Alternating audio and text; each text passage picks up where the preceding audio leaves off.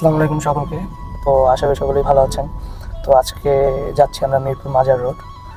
তো এক অসুস্থ লোকের কাছে যাচ্ছি, যিনি কিনা চলাচল করতে অসুবিধা হয়। এই জন্য আমরা একটা হুইল চেয়ার ডোনেট করতেছি।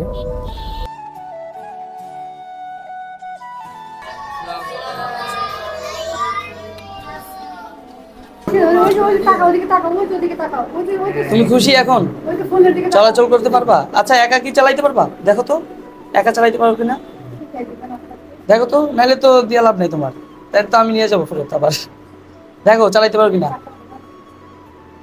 আপু দেখো দেখো, ওর নাম কি? সাদিয়া। ও আচ্ছা, সুন্দর নাম। কেমন এই আর কি। তো ধন্যবাদ আপনাদের সবাইকে। আমার তার সাথে পরিচয় হয়েছে একজন আন্টির মাধ্যমে। তো আন্টি সন্ধান দিয়েছে।